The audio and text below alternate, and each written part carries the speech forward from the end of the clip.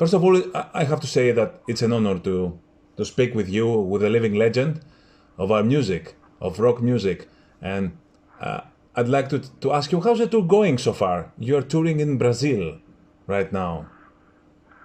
Yes, yes, we're in Sao Paulo in Brazil right now. How's the tour going so far? Well, you know, it's a long journey, of course. Yeah. Deep Purple's been going since '68, so it's one of the longest running bands, I guess. Day by day, you know, we don't think of rock legends or fame or anything like that. Day by day, basically it's a job. Mm-hmm. It's not, well, we don't think of it as a job, really. Count Basie once said, "I play for free, I just get paid to travel." Yeah. Which is a good sort of analogy. But in the last year or so, I mean, we've had some upheavals, yes. Steve was forced to retire, Steve Morse, Yeah. very sadly, to look after his wife. But in the meantime, Simon McBride has stepped in and it's changed the band. I mean, any change in the recipe is going to make the cake taste differently.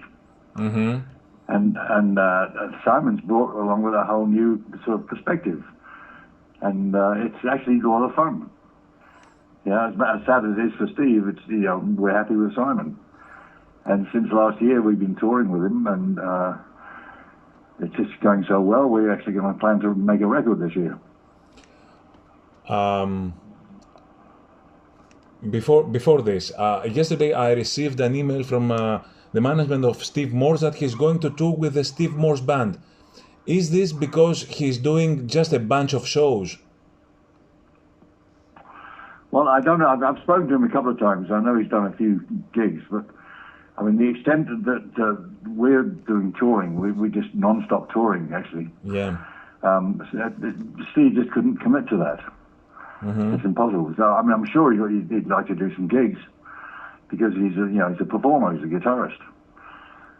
And, we're happy for him in a way. How's his wife doing? Do you know? Not very well, as far as I know. Yeah. I spoke to him before this tour earlier in the year. It's a struggle. Yeah. Hope she will make it. I hope so. Yeah. Yeah. Why did you choose Simon and not another, let's say, more well-known guitar player like Joe Satriani, like you did, for example, in the past? Well, Simon McBride has been in Don Airey's band for the last 7 or 8 years. Mm-hmm. And he played me something of his, I guess about 4 or 5 years ago. And I went, wow, he's good. I saw a few days ago that you played at exactly the same venue in Buddakan where you recorded Made in Japan 50 years ago. And 3/5 of the band were present back then, 50 years ago. Did you discuss it before the show? No, discuss what? Sorry, the fact that we played Buddakan. Yeah, that's 50 years later in the very same venue. So far back in time, we can hardly remember it. By the way. But the Buddakan gig, I have to say, I mean, Ian Gillan came off stage and said, that's the best Buddakan gig we've ever done. Mm-hmm. So that's his feeling. I mean, there's a great feeling in the band right now, almost like a rejuvenation. Does it have to do with Simon joining in and bringing fresh new blood? Absolutely, yeah. I mean, like I said, the recipe's changed. Mm-hmm. By the way, mentioning Made in Japan, you mixed and mastered the official bootleg by Dream Theater, plus you wrote the liner notes for that album. How did you find the fact that a band like Dream Theater covered a whole live album from Deep Purple, and how was it working with them? Well, I didn't actually work with them. I was just in a studio. Mm-hmm. I mean, I've met them over the years a few times, but the fact that they asked me, I think, was a great credit to them that they actually tried to do a cover album of a live album. And I think they did a very good job. I mean, they're a brilliant band of musicians anyway. Mm-hmm. And to actually attack, covering something like Made in Japan, I thought showed a lot of confidence in themselves. And I listened to a couple of things, and I thought, well, why not? I'll mix it. I think they just wanted my name on it in a way. I mean, many people could have mixed it. But since they asked me, I went, okay, why not? Why do you keep on releasing so many live albums over the years? Do really people ask for this, or is it just a label thing? What live albums have we released? Well, the record company has been releasing old stuff, yeah. But that's their right. Yeah. It's not really up to us. We're not interested in doing more live albums. We're interested in making new music. It's we can't stop writing. We're musicians and writers. Just because we've had some success doesn't mean to say we stop there.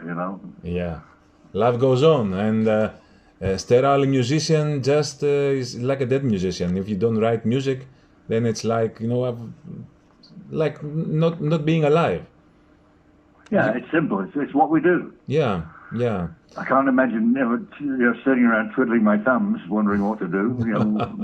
We have a band and we enjoy it very much, and we have to continue. Yeah, and you also sang the cover song of Battle in New Orleans in Turning to Crime, together with Steve Morse. Yeah. Why did you choose that particular song? And is there something that remains for you to be done in the music business? You've done almost everything all over these years.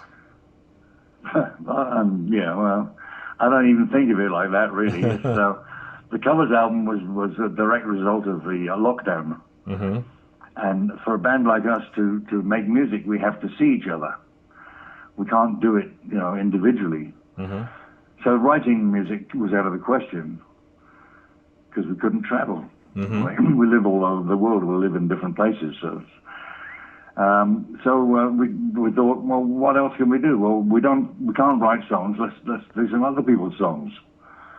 So that's how the idea of the cover album. And what we did was we ended up with about 50 or 60 titles that we thought it would be fun to try.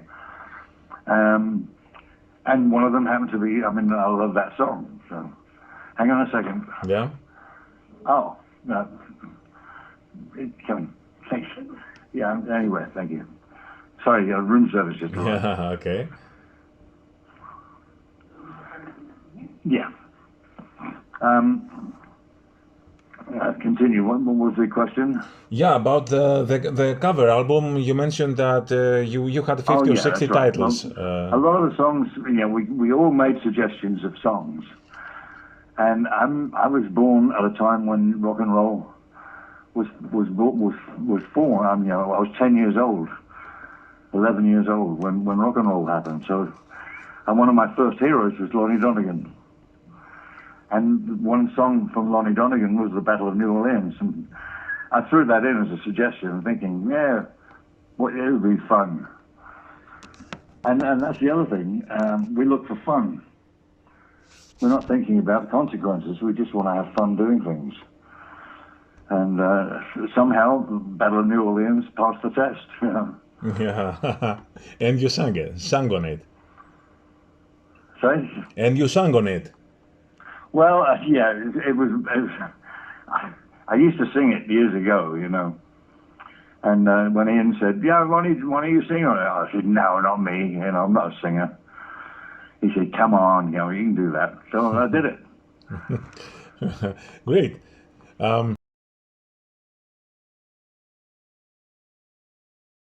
Mentioning the pandemic, was there a time during the pandemic that you thought you would end your career without being able to say goodbye to your fans?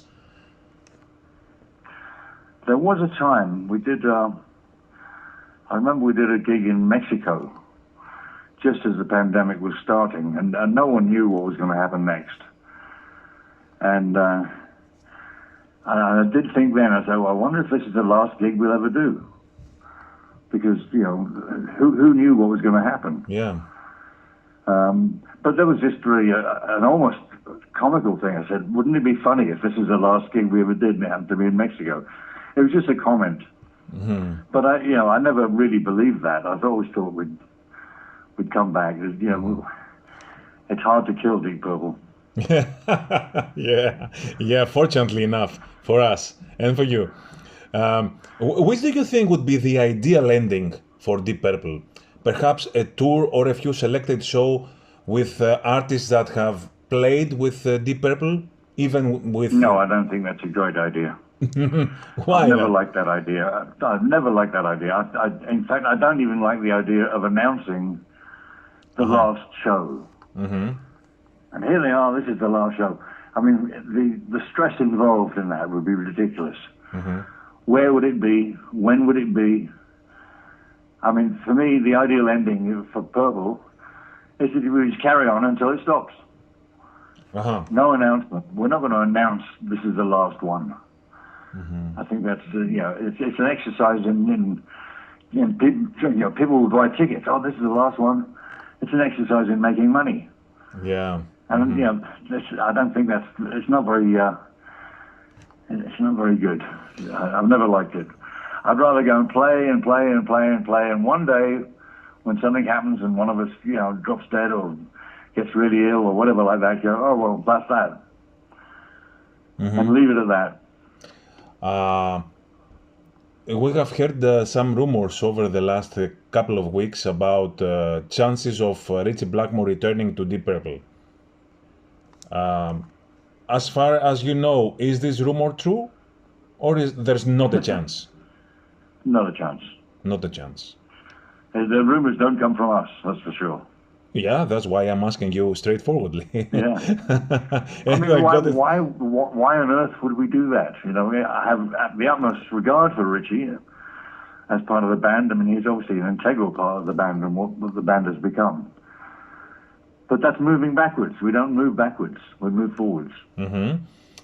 Throughout your career, who do you think were the most charismatic musicians you have ever worked with, apart from your teammates now?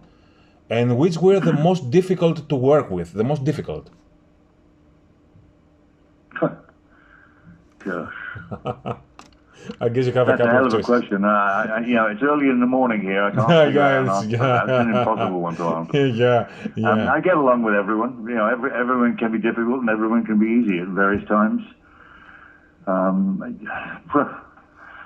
can't say that. I don't want to name anyone that I had a hard time with. Yeah. The most charismatic, perhaps one of the most charismatic musician? Yeah, they're all charismatic. Yeah. Anyone that can get up on a stage and play is charismatic. You talk about Richie, you talk about Satriani, you talk about anyone like that, Steve Morse. They're all charismatic. What does rock music have to say to the young generation now? Do you believe that rock music is valid to the young generation nowadays? Do you see young people to your shows? Well, to me, rock music is like a life force. It's not pop music. Pop music is intended to it's just how can I put it? It's shallow. Rock music is not shallow. It's tough and it's hard and it's originally it was made in direct opposite of people who wanted to be successful. I remember in the 60s I was in a band and we just wanted to be successful. We wanted a number one. And when I joined Deep Purple, it was a whole shift of my thinking. This was a band that wasn't interested in success. They were just interested in making music.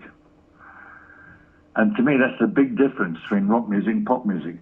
Yeah, pop music rules everything, of course. It's very commercial. It's designed to sell. It's like a product. You design a washing powder to sell it, and you design music to sell it. It's the same thing. We don't design to sell. We make music because we want to express ourselves. If it's successful, that's a byproduct, but it's not the main reason to do.